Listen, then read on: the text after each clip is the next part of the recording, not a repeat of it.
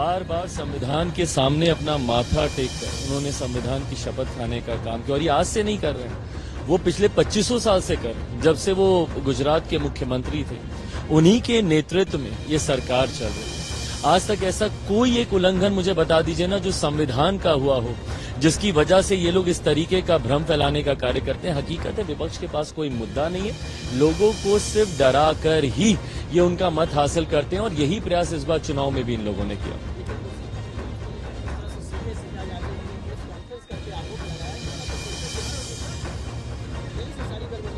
जांच पूरी तरीके से चल रही है और जो भी दोषी होगा, सरकार कतई नहीं भाग रही।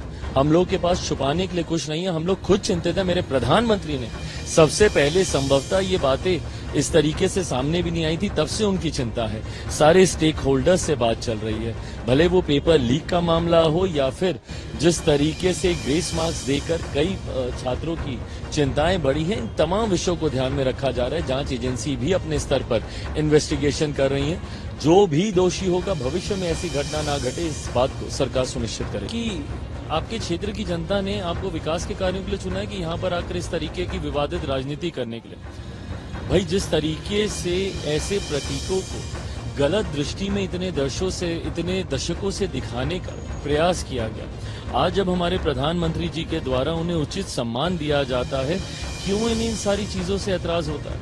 क्यों नहीं भैया सकारात्मक राजनीति की सोच ये विपक्ष के नेता रख सकते हैं, एक साथ आगे बढ़ने का प्रयास करें, ना कि इस तरीके के विवादित बयान देकर बंटवारे की राजनीति करें।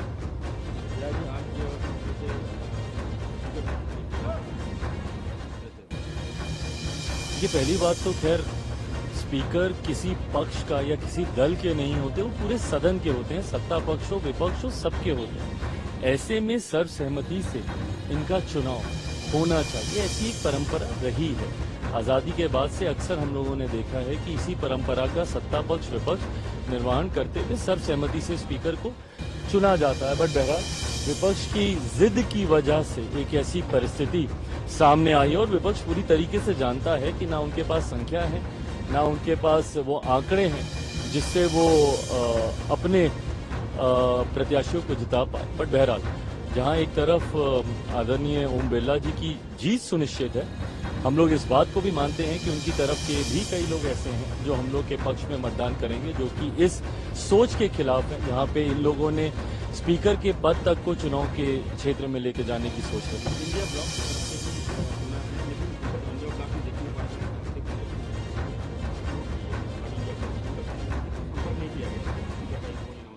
भाई अब कल आपने तस्वीरें ही अपने में बयां करती है, जहां एक तरफ हम लोग गए थे नामांकन के लिए, वहीं दूसरी तरफ विपक्ष गए थे नामांकन के लिए। हम लोग के साथ पूरा एनडीए एकजुट दिख रहा था। उन तस्वीरों में जो तथाकथित इंडिया अलायंस है, उसमें उस अलायंस के बड़े नेताओं को तो हम लोगों ने कम से कम सामने नहीं देखा। एक और बात बीजेपी के इनकी बहुत सारे देखिए, शपथ के वक्त मैं नहीं मानता कि किसी भी तरीके के जयकारे लगाना, किसी भी तरीके की बातों को रखना, शपथ की एक अपनी गरिमा होती है, उसको निभाया जाना चाहिए। बार बार संविधान के सामने अपना माथा टेक कर उन्होंने संविधान की शपथ खाने का काम किया और ये आज से नहीं कर रहे हैं, वो पिछले 2500 साल से कर, जब से वो गुजरात के मुख्यमंत्री थे उन्हीं के नेतृत्व में ये सरकार चल रही है। आज तक ऐसा कोई एक उल्लंघन मुझे बता दीजिए ना जो संविधान का हुआ हो, जिसकी वजह से ये लोग इस तरीके का भ्रम फैलाने का कार्य करते हैं। हकीकत है विपक्ष के पास कोई मुद्दा नहीं है, लोगों को सिर्फ डरा कर ही ये उनका मत हासिल करते हैं और यही प्रयास इस बार चुनाव में भी इन लोगों ने किया।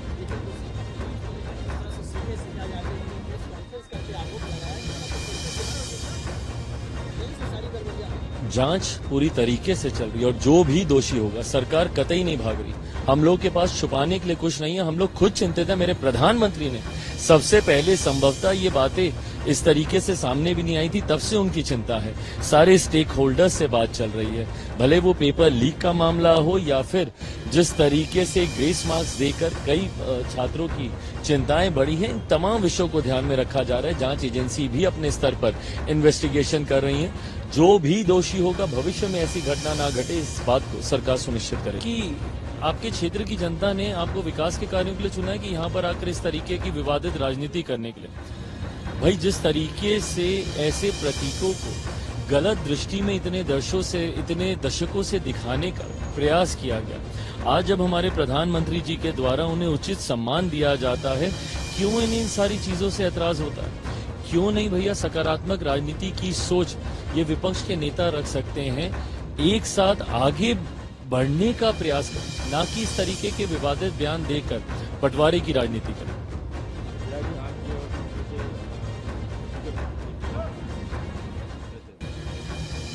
ये पहली बात तो खैर स्पीकर किसी पक्ष का या किसी दल के नहीं होते, वो पूरे सदन के होते हैं। सत्ता पक्ष हो विपक्ष हो सबके होते हैं। ऐसे में सर्वसहमति से इनका चुनाव होना चाहिए, ऐसी एक परंपरा रही है।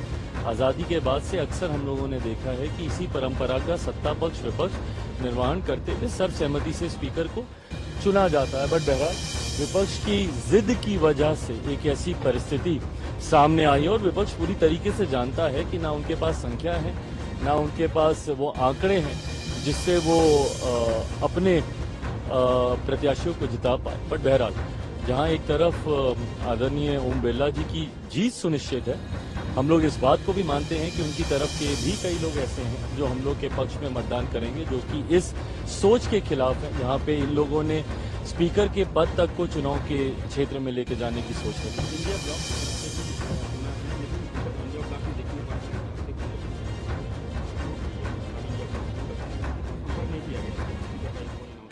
भाई अब कल आपने तस्वीरें ही अपने में बयां करती है, जहां एक तरफ हम लोग गए थे नामांकन के लिए, वहीं दूसरी तरफ विपक्ष गए थे नामांकन के लिए। हम लोग के साथ पूरा एनडीए एकजुट दिख रहा था। उन तस्वीरों में जो तथाकथित इंडिया अलायंस है, उसमें उस अलायंस के बड़े नेताओं को तो हम लोगों ने कम से कम सामने नहीं देखा। एक और बात क्वेश्चन है, बीजेपी के इनकी बहुत सारे देखिए, शपथ के वक्त मैं नहीं मानता कि किसी भी तरीके के जयकारे लगाना, किसी भी तरीके की बातों को रखना, शपथ की एक अपनी गरिमा होती है, उसको निभाया जाना चाहिए। बार बार संविधान के सामने अपना माथा टेक कर उन्होंने संविधान की शपथ खाने का काम किया, और ये आज से नहीं कर रहे हैं, वो पिछले 2500 साल से कर, जब से वो गुजरात के मुख्यमंत्री थे, उन्हीं के नेतृत्व में ये सरकार चल रही है। आज तक ऐसा कोई एक उल्लंघन मुझे बता दीजिए ना जो संविधान का हुआ हो, जिसकी वजह से ये लोग इस तरीके का भ्रम फैलाने का कार्य करते हैं। हकीकत है विपक्ष के पास कोई मुद्दा नहीं है, लोगों को सिर्फ डरा कर ही ये उनका मत हासिल करते हैं, और यही प्रयास इस बार चुनाव में भी इन लोगों ने किया।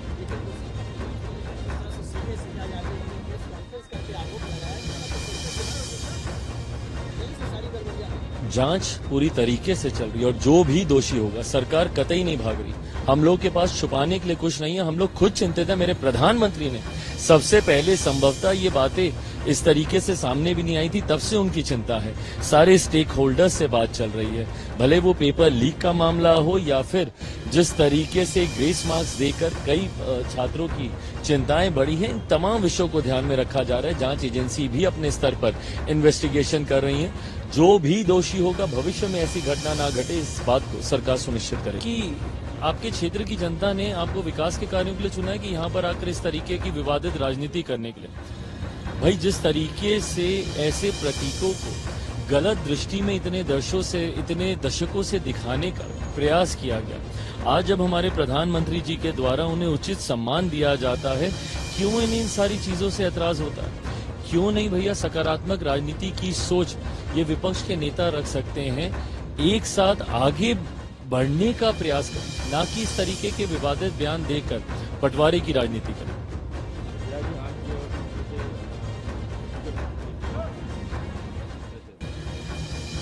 ये पहली बात तो खैर स्पीकर किसी पक्ष का या किसी दल के नहीं होते, वो पूरे सदन के होते हैं। सत्ता पक्ष हो विपक्ष हो सबके होते हैं।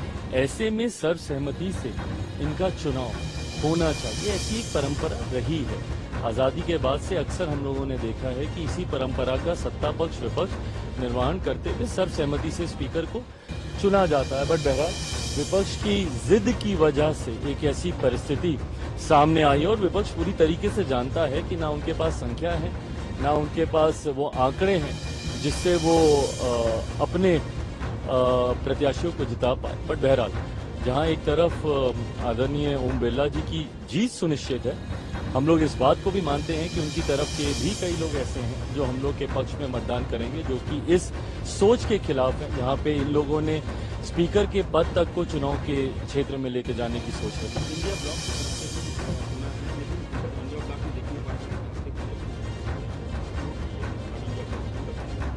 नहीं किया गया। भाई अब कल आपने तस्वीरें ही अपने में बयां कर दी है, जहां एक तरफ हम लोग गए थे नामांकन के लिए, वहीं दूसरी तरफ विपक्ष गए थे नामांकन के लिए। हम लोग के साथ पूरा एनडीए एकजुट दिख रहा था। उन तस्वीरों में जो तथाकथित इंडिया अलायंस है, उसमें उस अलायंस के बड़े नेताओं को तो हम लोगों ने कम से कम सामने नहीं देखा। अच्छा, एक और बात क्वेश्चन है, बीजेपी के एमपी बहुत सारे जब हिंदी राष्ट्र का संबोधन किया गया। देखिए, शपथ के वक्त मैं नहीं मानता कि किसी भी तरीके के जयकारे लगाना, किसी भी तरीके की बातों को रखना, शपथ की एक अपनी गरिमा होती है, उसको निभाया जाना चाहिए।